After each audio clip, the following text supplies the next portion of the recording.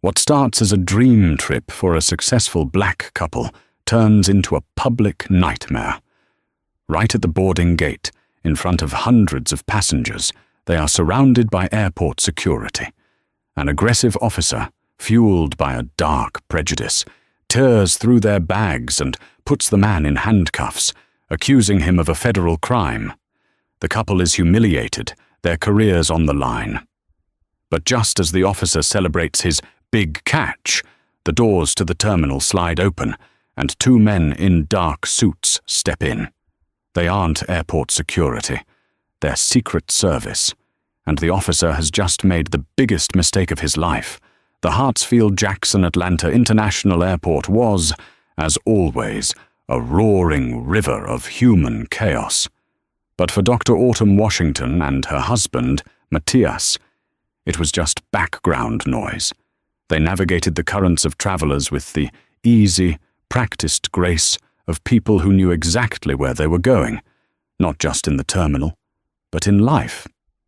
Autumn, a cardiothoracic surgeon with hands that had restarted hearts, was checking her phone, reviewing the opening lines of the speech she was to give in Washington, D.C. She was the keynote speaker at the National Medical Association's annual gala, a pinnacle moment in a career defined by breaking barriers. At 34, she was the youngest surgeon to be given the honor. Matthias watched her, a soft smile playing on his lips. He adjusted the strap of his Toomey laptop bag on his shoulder. To the casual observer, he was just another handsome man in a tailored travel blazer, perhaps a lawyer or a consultant. This was a carefully cultivated image. In reality, Matthias Washington was one of the lead architects of a system so secure, so critical, that its codename was known by fewer than 50 people.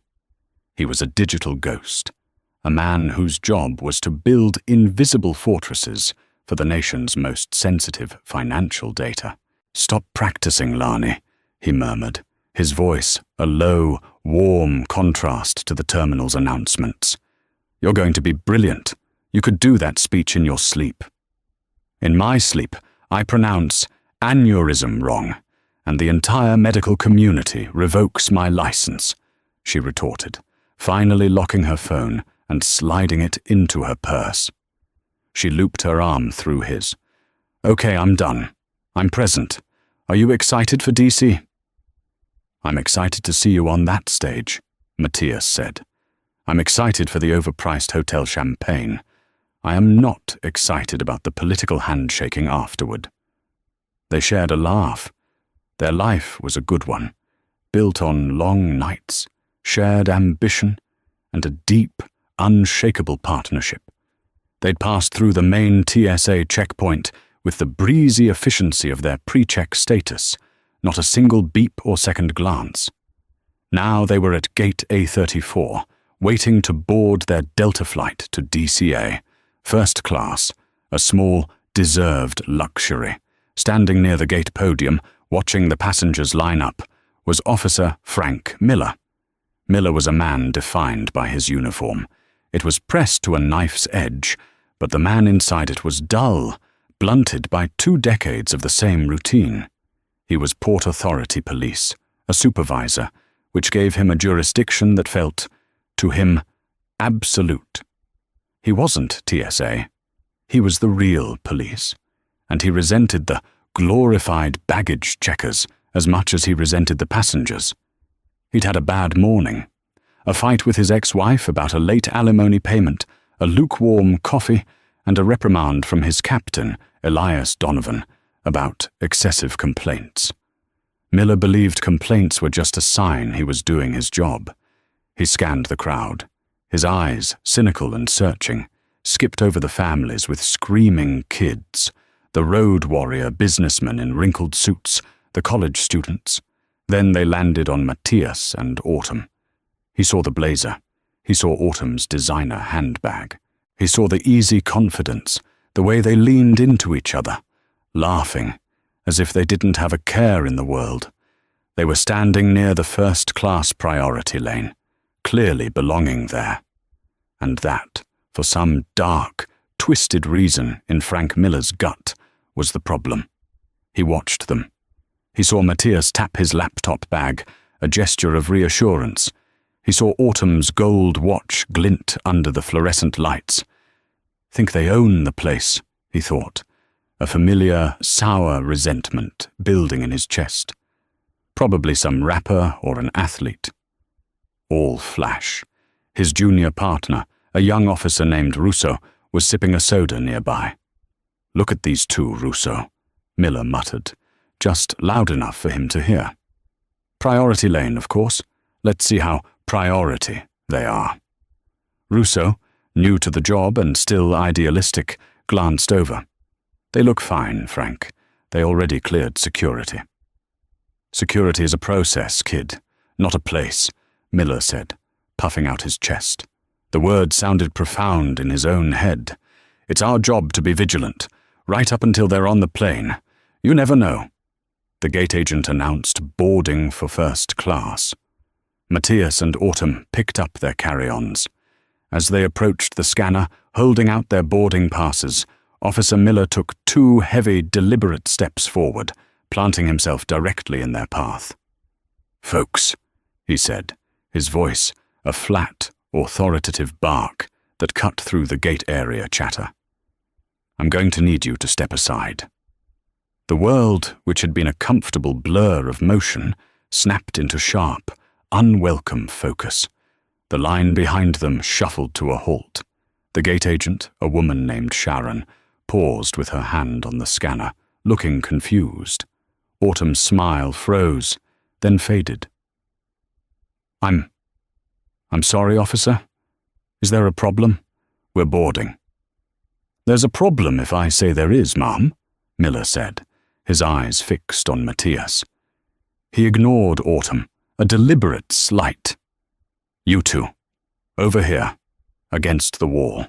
He pointed to a sterile stretch of beige wall next to the customer service desk, directly in the line of sight of every single passenger waiting to board. Matthias, his easygoing demeanor instantly evaporating, stepped slightly in front of his wife. His voice was calm, but a new, hard edge had entered it. "Officer, we've already been through the full security checkpoint. What is this about?"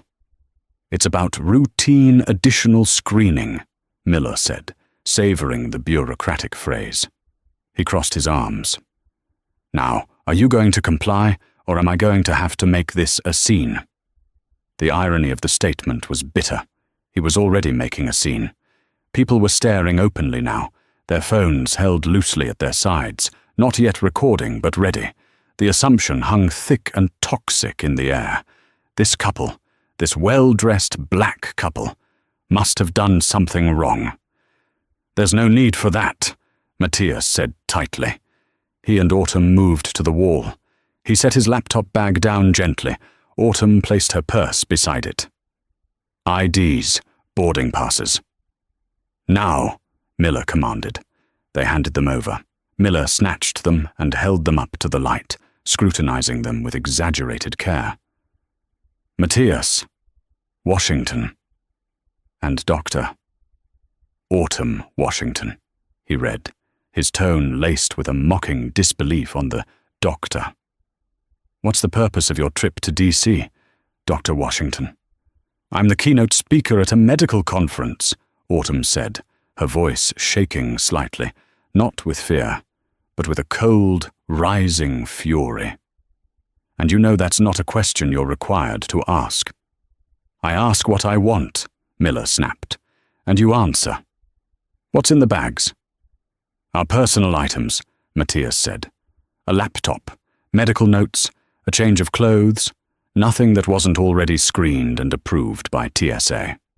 "We'll see about that," Miller said. He unzipped Autumn's expensive purse and, with a theatrically casual air, dumped its contents into a grey plastic TSA bin. Lipstick, a protein bar, her keys, a wallet, and a small stack of note cards for her speech scattered across the plastic. "Hey!" Autumn cried, lunging forward. "Those are my notes. Be careful." Miller put a thick hand on her shoulder and shoved her back. "Don't you touch me, Mum. That's assaulting an officer. You understand me? Get your hand off my wife. Matthias's voice was deathly quiet. All warmth was gone. He was no longer the loving husband. He was something else, something cold and controlled. Or what? Miller sneered. He turned his attention to Matthias's Toomey bag. He ripped the main zipper open. He pulled out a DOP kit, a novel, and a folder of travel documents. Then his hand closed on something heavy and solid at the bottom. He pulled it out. It was a matte black, hard-shelled case, about the size of a large external hard drive. It had no markings, no brand, just a single recessed lemo port on one side, and a small green indicator light that was currently dark. Miller's eyes lit up. He held it up for Russo to see. Well, well, what do we have here? Looks like a custom-built hard drive. He shook it. What are you hiding in here, Matthias? You a smuggler? The entire gate area was silent. The only sound was the distant hum of the ventilation. Officer, Matthias said, and his voice was so precise it was like a scalpel. Put that down. You are not authorized to handle that device. Oh, I'm not authorized. Miller laughed, a short, ugly bark. I'm a police officer, pal. I'm authorized to handle you. What is this? A trigger? Some kind of detonator? This was the escalation, the moment the script changed from harassment to a federal accusation. It's a quantum encryption key, Matthias said, his eyes locked on Miller's. It is proprietary, classified, government-issued equipment. It is not to be handled, opened, or tampered with. If you check my file, you will see my clearance. This was a mistake. Matthias knew it as he said it. He had tried to de-escalate with the truth, but to a man like Miller, the truth was just ammunition. Miller's face split into a triumphant, ugly grin. A government encryption key? Oh, this is rich. He turned to the stunned gate area. We got a big shot here. Says he's a government agent. He looked at Russo. Russo, what do we call a guy who carries suspicious-looking electronics and claims to be a government agent? Russo, to his credit, looked pale and uneasy. Frank, maybe we should take this to the office. His ID is real. It's called impersonating a federal officer, kid. It's a felony. Miller turned back to Matthias, his hand dropping to the handcuffs on his belt. You, sir, are in a world of trouble. You're not getting on this flight. You're getting a ride downtown. You can't do this! Autumn was frantic now, the full weight of the nightmare crashing down on her.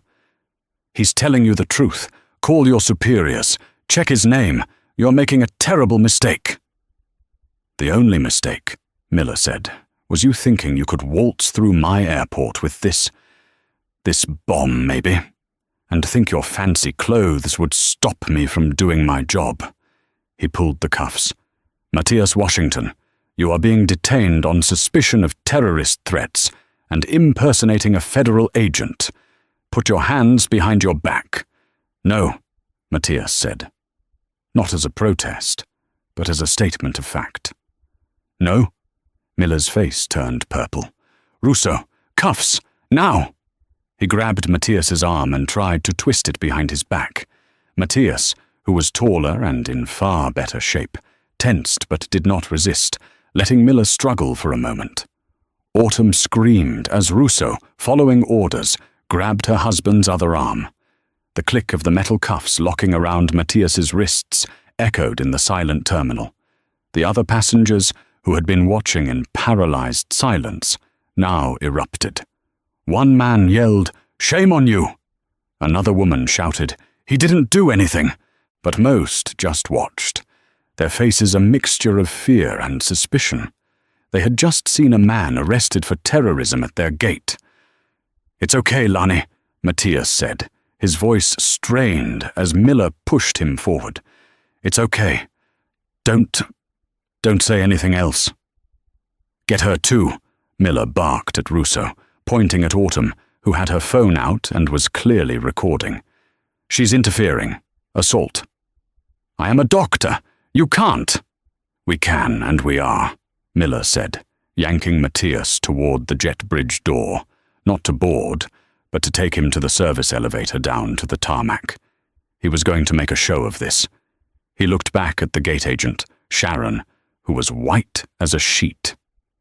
"This gate is on lockdown. Nobody boards. Call the tower. We have a potential 1031. A bomb threat. He had won. He had brought these arrogant, high-flying people crashing down to Earth. Frank Miller was a hero. The security office in the sub-level of Concourse A was a place without joy.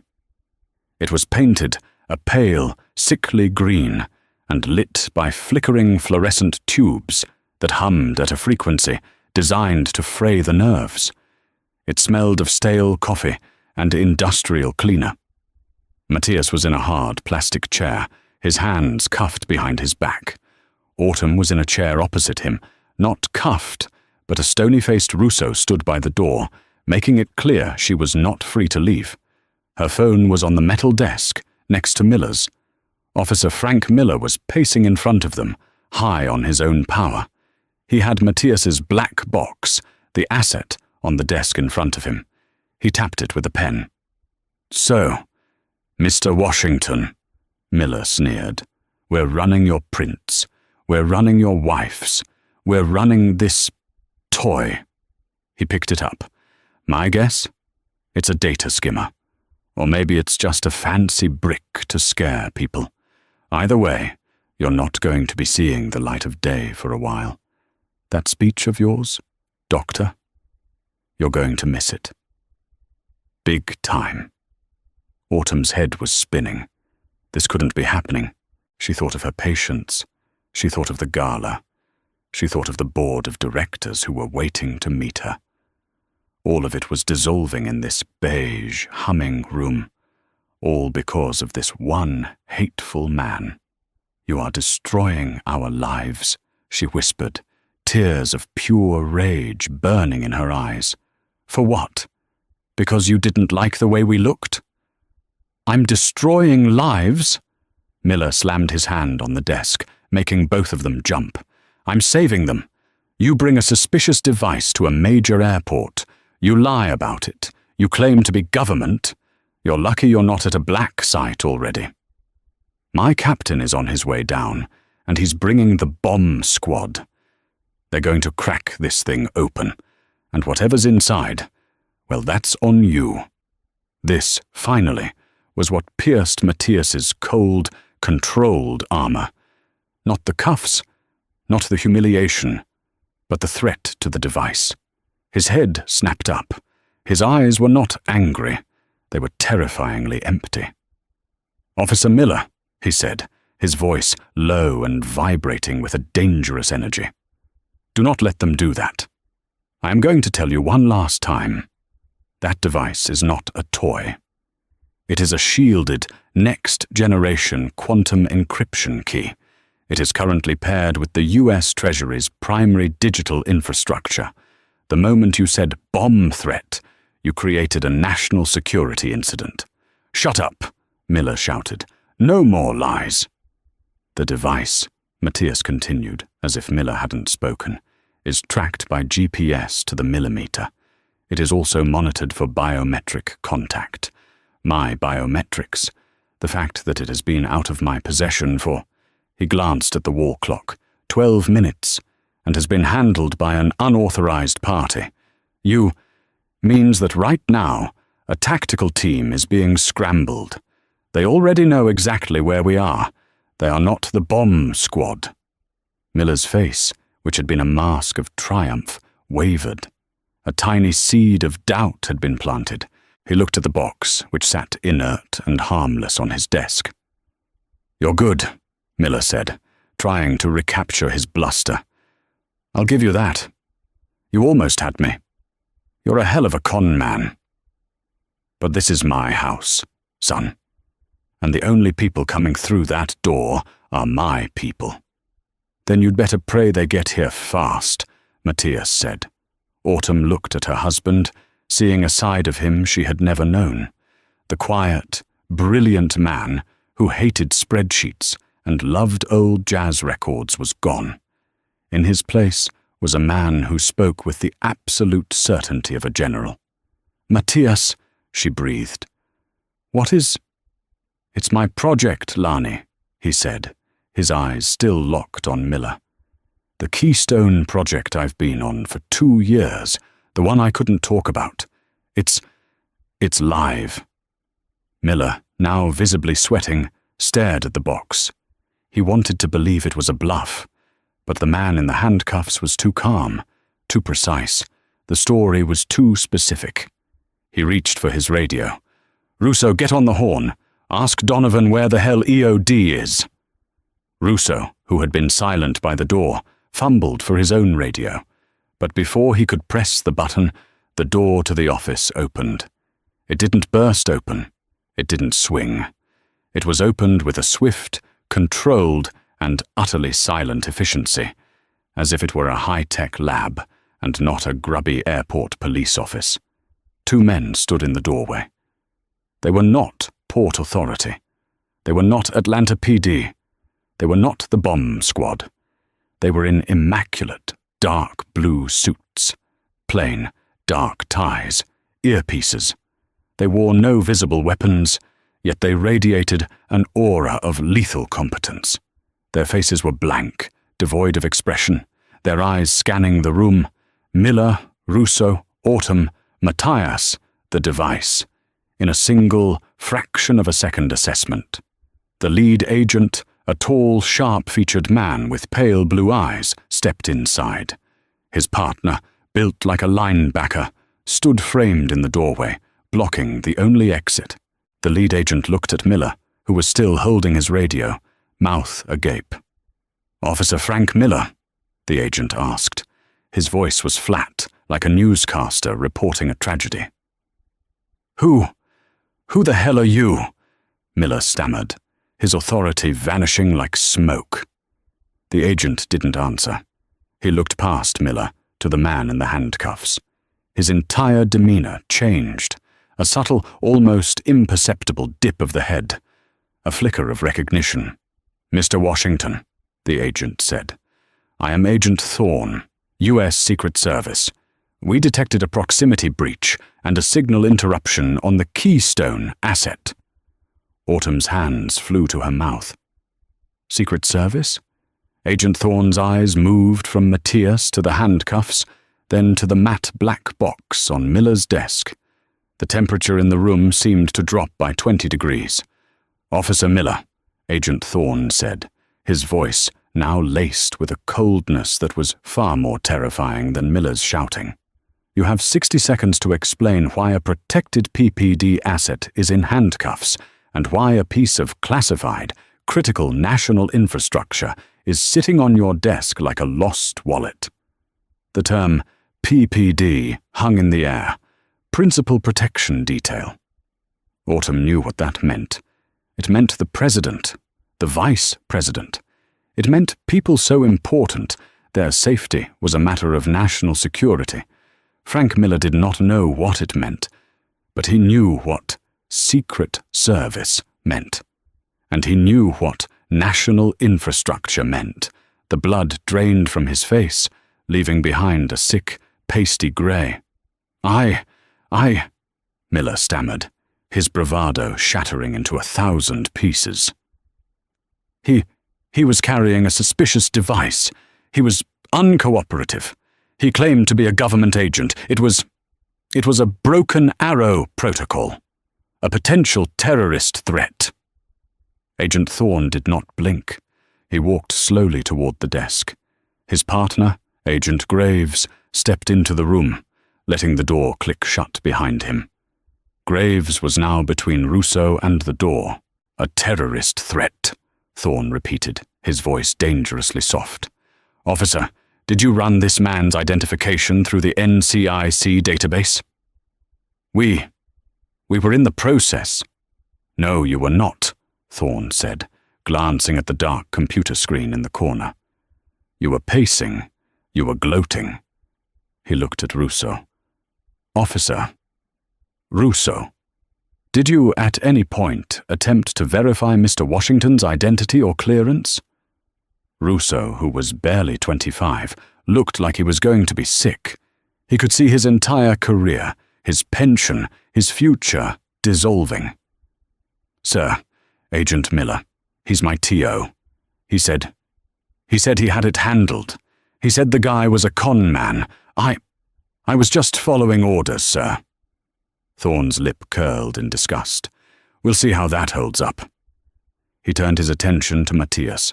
With a smooth, practiced motion, he produced a small, high-security key from his pocket and unlocked Matthias's handcuffs. The metal clinked loudly as it fell away. "Mr. Washington, are you or Dr. Washington injured?" Thorne asked, his tone shifting to one of pure professional concern. Matthias stood up, rubbing his wrists. He was no longer the victim. He was the asset. "We are not physically injured, Agent Thorne.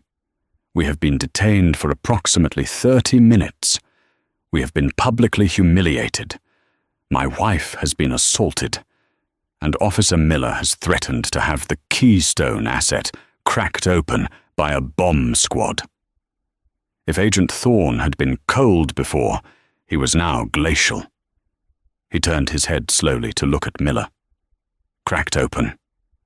Miller was shaking, a profound, full-body tremor. It was a misunderstanding. I was doing my job. I was protecting the airport." "You were protecting nothing," Thorne snapped, his voice finally rising, sharp as a rifle crack. "You were indulging a power trip. Do you have any idea what you've done? This isn't a device, you catastrophic idiot. It's the literal key to the entire US financial grid's cyber defense. The reason it's carried by a PPD-level asset like Mr. Washington and not in an armored car is because it requires a human interface that can't be spoofed. It is the safeguard." Thorne pointed at the box. "If you had attempted to crack that open, the resulting e-pulse would have not only fried every piece of electronics in this concourse, it would have initiated an automatic, full-scale lockdown of the Federal Reserve. We would be in a national financial crisis. Right now. Because you, Officer Miller, got your feelings hurt." Miller sank into his own chair, his legs giving out. "No, I didn't know." "It's not your job to know," Thorne roared. "It's your job to verify. You had a citizen tell you he had government clearance. You had an ID. You had a database. You used none of them. You used your ego." Agent Graves, the partner, stepped forward. "Thorne, we have a problem. Officer Miller used the 1031 code. The airport's EOD team is en route, and per protocol, his captain, Elias Donovan, is with them." "Good," Thorne said, a grim satisfaction in his voice. "Let them come." He looked at Miller. "Hand me your badge and your service weapon. Handle first. Grip down." You can't," Miller whispered. "Your Secret Service. You don't have jurisdiction over Port Authority." "My jurisdiction," Thorne said, stepping so close he was looming over the seated officer, "is the protection of the United States' financial and governmental integrity. And you, officer, have just been reclassified from local LEO to domestic threat. You interfered with a federal agent in the performance of his duties. You illegally detained a protected asset. You compromised national security. My jurisdiction is now you. The badge. Now." With a trembling hand, Frank Miller unclipped his badge from his belt. He unholstered his Glock and placed it carefully on the desk. His reign over Gate A34 was over. His life as he knew it was over. The door opened again, this time with a bang. A man in a Port Authority captain's uniform, Elias Donovan, stormed in, followed by two men in heavy EOD bomb suits. "What in the Sam Hill is going on, Miller?" Donovan yelled. "We've got a plane full of people, A gate locked down! Who the hell are you?" He stopped, his eyes landing on his officer, disarmed, and the two men in suits who were clearly in charge. Agent Thorne didn't even turn. He was busy carefully placing the Keystone asset into a specialized foam-lined transport case he'd brought. "Captain Elias Donovan," Thorne said, reading the name tag. "Agent Thorne, U.S. Secret Service. As of 2 minutes ago. This is a federal crime scene. Your officer, Frank Miller, is in the custody of the OIG, Office of Inspector General." "Custody? For what?" "For starters," Thorne said, finally turning. "Gross negligence, deprivation of rights under color of law, and multiple violations of the National Security Act. Your officer decided to play hero and, in the process, nearly triggered a DEFCON-level financial event." Donovan looked at Miller, his face a mask of incandescent rage. "Frank, what did you do?" Miller just shook his head. A broken man. Thorne looked at Matthias and Autumn. "Mr. Washington, Dr. Washington, my apologies. This never should have happened. We have a government G5 on the tarmac. It will have you in D.C. in 90 minutes. You will not miss your engagement, Doctor." Autumn, who had been watching this all unfold in stunned silence, finally found her voice. "And him?" she asked, her voice trembling as she pointed at Miller. "What happens to him?" Agent Thorne looked at the disgraced officer. "Captain Donovan, I suggest you have your Internal Affairs Department meet us at the Federal Building. Officer Russo," he barked at the junior cop, who jumped. "You are a witness. You will be escorted. You will give a full statement." "Yes, sir," Russo said, his voice squeaking. "As for Officer Miller," Thorne said, picking up the man's badge from the table and looking at it with contempt, "he's about to learn what happens when a small man's prejudice meets a very large law." The G5 jet was a world away from the beige security office. It was silent, paneled in dark wood, and upholstered in cream leather.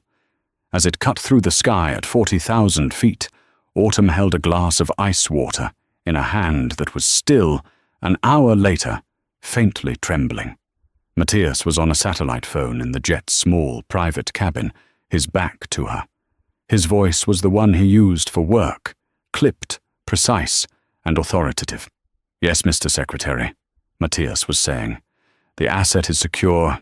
Yes, a full diagnostic. The breach was local and physical. No data was compromised. It was an LEO overreach." "Yes, sir." Agent Thorne handled it perfectly. "I understand. Thank you, sir." He hung up and sat down opposite her, letting out a breath that seemed to carry the weight of the entire day. "Mr. Secretary?" Autumn asked. "Secretary of the Treasury," Matthias said, rubbing his temples. "He was not pleased. He's dispatching the U.S. Attorney for the Northern District of Georgia to the airport personally. They're treating this as an internal security threat." "Matthias," Autumn said, setting her water down. You have Secret Service protection?" He looked at her, his face etched with apology. "Since the Brussels keynote last month, when the Keystone project officially went live, I was classified as a Level 3 protected asset. Not full-time detail, but proximity monitoring whenever I'm transporting the key. I wasn't allowed to tell you. Non-disclosure. I'm so sorry, Lani." "You were arrested," she said, the reality hitting her again. "In front of all those people, they cuffed you. He pushed me." "I know," Matthias said, his voice raw. He reached across the table and took her hands. "And that's the part that has nothing to do with Keystone. That was just old-fashioned hate." Autumn met his gaze. He didn't see a PPD asset. He didn't even see a doctor and a tech consultant. He saw two black people in first class, and he decided we didn't belong. That's all it was. Matthias nodded, his jaw tight. "And that's the part they can't fix with a G5 jet," Back in Atlanta, in a much larger, brighter, and far more intimidating federal interrogation room, Frank Miller was learning this lesson. He was no longer the accuser. He was the defendant. Across from him sat a severe woman in a pinstripe suit from the Office of the Inspector General, Agent Thorne, who had stayed behind, and a very angry, very senior U.S. attorney named Damian Williams, who had been pulled from a high-profile fraud case to handle this. "Let me be perfectly crystal clear, Mr. Miller," Damian Williams said, his voice a smooth, dangerous baritone. "We are not here to discuss your vigilance. We are here to discuss the 42nd U.S. Code, Section 1983, deprivation of rights under color of law. You used your badge and your gun to detain, humiliate, and falsely arrest 2 citizens, not because of a threat, but because of their race." It wasn't. I'm not a racist," Miller protested, his voice cracking. "I saw a suspicious device." "You saw a Toomey bag and a Rolex," Williams countered. "We have your junior officer's statement. We have the statement from the Delta Gate agent, Ms. Sharon Miles. We have cell phone footage from 3 different passengers. The case against you isn't just strong, Mr. Miller. It's airtight." Agent Thorne spoke. "Officer Russo's statement indicates you said, and I quote, 'Look at these 2. Think they're better than everyone. Let's see how important they are.' That is not probable cause, Mr. Miller. That is a motive." Miller's world was collapsing. His union-appointed lawyer, sitting beside him, was pale and offering no advice. There was none to give. "I've worked for Port Authority for 22 years, Miller pleaded. "I have a commendation, and in 22 years you've amassed 19 separate civilian complaints for excessive force and verbal abuse, 3 of which are still pending," the OIG agent said, reading from a file. "Your captain, Elias Donovan, has repeatedly reprimanded you for bias-based escalations. You weren't a good cop, Mr. Miller. You were a lawsuit waiting to happen. And you just happened." Damian Williams steepled his fingers. "Here's what's going to happen. You are fired. Effective immediately. Your pension is forfeited, pending a federal conviction. You are facing 3 federal charges: interference with a federal officer in protected status, deprivation of civil rights, and reckless endangerment of national security infrastructure. That last one alone carries a 10-year minimum." "10 years?" Miller choked. "You're lucky it's not treason," Thorne said from the corner. "The footage of you cuffing Mr. Washington is already on its way to the national news," Williams continued. "The airline is releasing a statement. The mayor's office is releasing a statement. You are, as of this moment, the new face of airport security overreach. You wanted to see how important Mr. and Dr. Washington were? Well, now you're going to find out. You are important too, Mr. Miller. You're our flagship case." Miller put his head in his hands. He thought of his alimony, his boat, his small apartment. It was all gone.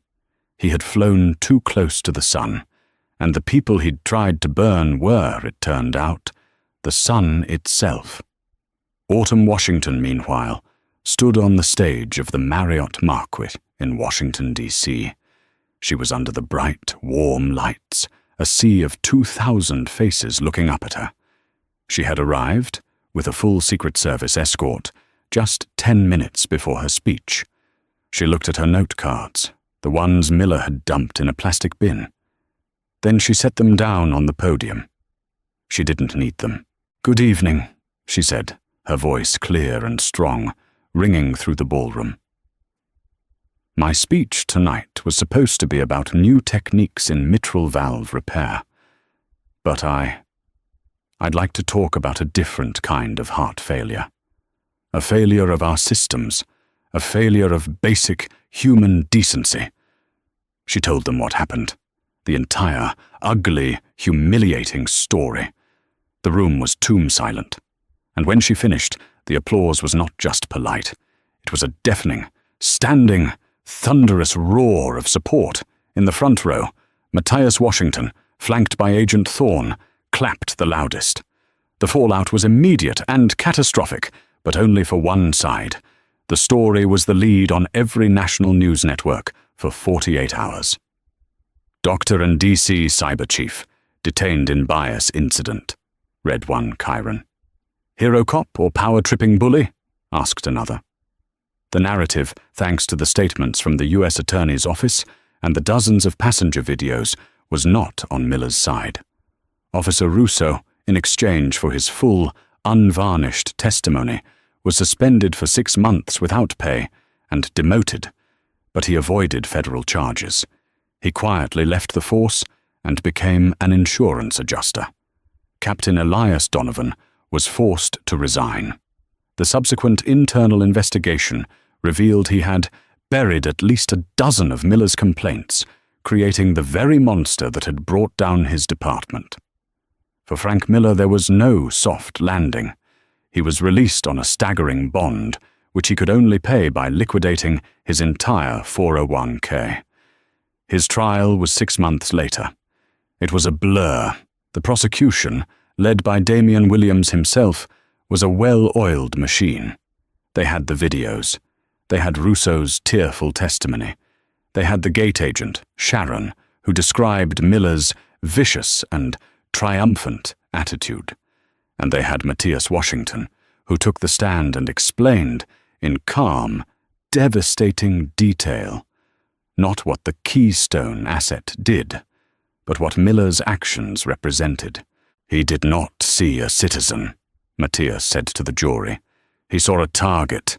He did not see a threat. He created one. He escalated at every turn, not to protect the public, but to feed his own authority. He was not a police officer in that moment. He was a bully with a badge. The jury convicted him on all counts. The judge, citing the egregious breach of public trust and the potential, if not actual, national security crisis, sentenced Frank Miller to 7 years in federal prison. The hard karma, however, was not just the prison sentence. It was the complete and total erasure of his former life.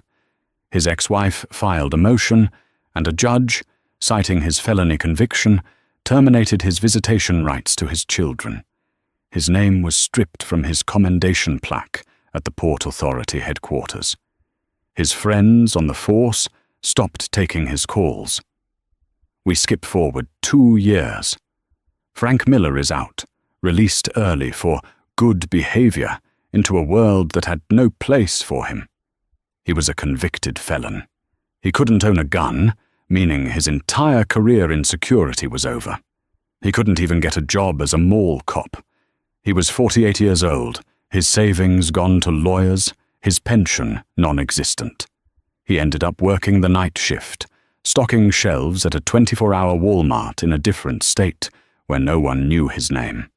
One night, or rather, one early morning, around 3 a.m., he was stacking cases of soda in an aisle. The store was empty, save for him and a cashier. He was tired. His back ached. His hands were raw. He hated his life. He pushed his stocking cart toward the front, past the checkout aisles. And there, on the cover of Time magazine, he saw them. It was a professional photo, radiating warmth and power. Matthias and Dr. Autumn Washington. They were smiling, standing in what looked like a university library. The headline read, "The Washington Mandate, the couple curing hearts and securing the future." He stared at the cover. He read the subheading. After a harrowing airport incident, tech mogul Matthias Washington and surgical chief Dr. Autumn Washington launched the Washington Donovan Foundation for Civil Rights. He vaguely remembered hearing his old boss, Donovan, had given them a massive settlement to avoid a civil suit, which they'd use to start it. They looked happy, successful, untouchable. A hot, black, acidic rage filled Miller's chest. The same rage he'd felt at the gate, the rage that had cost him everything. It wasn't fair. He was the victim. He was just doing his job. With a strangled cry, he swept his arm across the magazine rack. The copies of Time, People, and Forbes went scattering across the linoleum floor. The 19-year-old night manager came running over. "Hey, Frank, what the hell are you doing? Clean that up! Now!" Frank Miller, the man who once commanded a police state at an airport gate, the man who had put his hands on a doctor and cuffed a federal asset, kneeled. His knees popped. With shaking, defeated hands, he began to pick up the magazines, his own face reflected, small and pathetic, in the glossy cover of their success. 3 years to the day after the incident at Gate A34, the Washington Donovan Foundation was a thrumming hive of focused, righteous energy. The headquarters was a far cry from the sickly green, windowless room where their nightmare had unfolded. This was a corner office in a DC glass high-rise, with sunlight streaming in, illuminating walls covered not with commendations, but with whiteboards. On them, case numbers, legal precedents, and hearing dates were scrawled in a dozen different handwritings.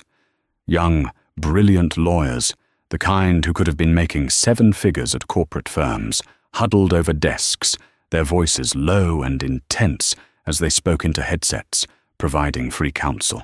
The foundation, funded by the massive settlement from the Port Authority and Matthias's own success, had become a leading legal defense fund for victims of bias-based policing and security overreach. Dr. Autumn Washington, now the celebrated chief of cardiothoracic surgery at Johns Hopkins, was a regular presence. She often did rounds in the office after finishing her other rounds at the hospital. Matthias Washington, having seen the Keystone project to its final, successful implementation, had politely declined a senior position at the Treasury. He was now the full-time CEO of the foundation. His new job wasn't about protecting data, it was about protecting people. Even Agent Thorne, honorably retired from the Secret Service, had an office here. He'd traded his dark suit for a sharp quarter-zip and was currently advising a young attorney on how to properly file a FOIA request for an officer's complaint history. His expertise in navigating federal bureaucracy had become one of their most potent weapons. Matthias sat at his own desk, the glass wall to his left offering a panoramic view of the Capitol. He wasn't looking at the view. He was staring at an email on his screen, his expression unreadable. Autumn came in, placing a hot mug of tea on his desk. She followed his gaze to the screen. It was a brief, sterile notification from the Federal Bureau of Prisons. "It's about Miller," Matthias said, his voice flat. Autumn's hands, which could operate on a human heart with perfect stillness, tensed almost imperceptibly. "What about him?" "The Miller case file is officially closed," Matthias said, leaning back in his chair and rubbing his eyes.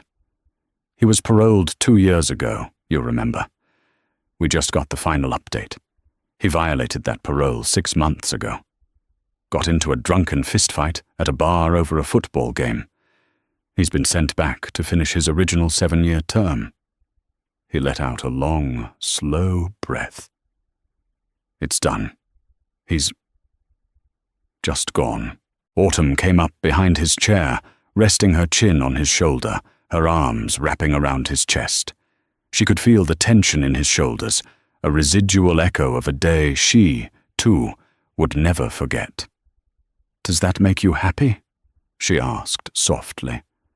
Matthias was quiet for a long, long time. The only sounds were the distant click of keyboards and the murmur of a lawyer in the outer room practicing an opening statement. "No," he said, and his voice was heavy with a truth that surprised even him. "It doesn't. I thought it would. I thought I'd feel justice or relief, but I don't." He turned his head to look at her. "It just is. His life is ruined, completely and totally. He lost his job, his family, his pension, his freedom. It's the very definition of karma. But it doesn't fix what he did. It doesn't undo a single second of it. His gaze became distant. It doesn't change the fact that for 20 minutes, he won. He had us.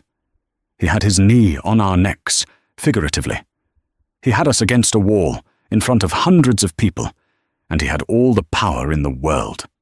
He got to cuff me. He got to push you.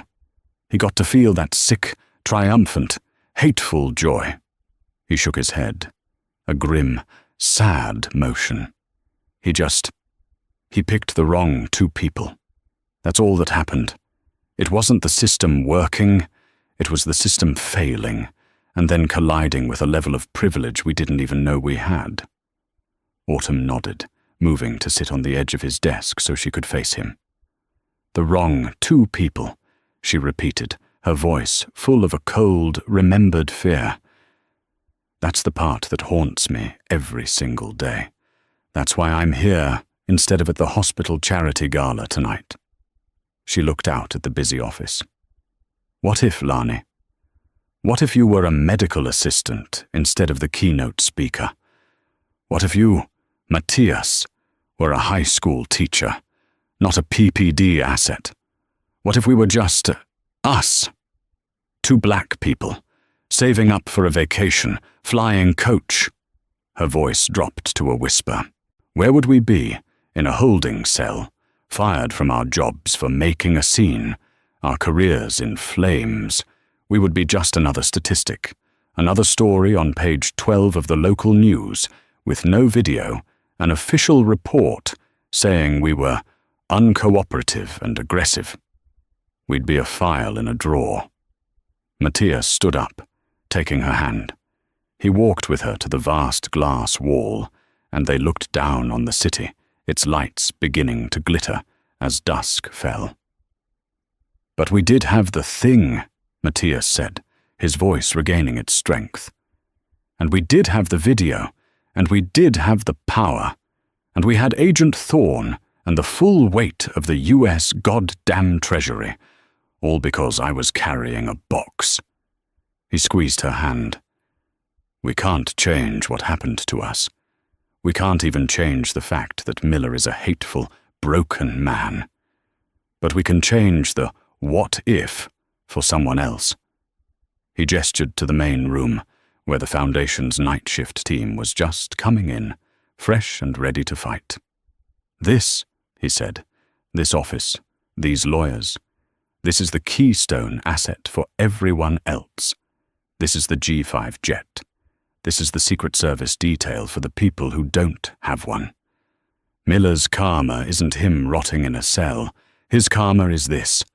His hate built this house. This was the true resolution. It was never about Miller's downfall. It was about their ascent. The karma wasn't just a punishment. It was a cosmic rebalancing of the scales. Miller's petty, acidic hate had been a catalyst. But their work, their resilience, their purpose, that was the lasting, powerful, world-changing reaction. Autumn walked back to the desk and picked up a framed photo. It had been taken at the gala in D.C., just hours after their ordeal. They were standing on the stage, Autumn in her gown, Matthias in his blazer, surrounded by applause. They were smiling. But it was a new smile. It wasn't the easy, carefree, unconsciously privileged one they'd had at the airport gate. This one was harder won. It was stronger, sharper, more knowing, and infinitely more powerful.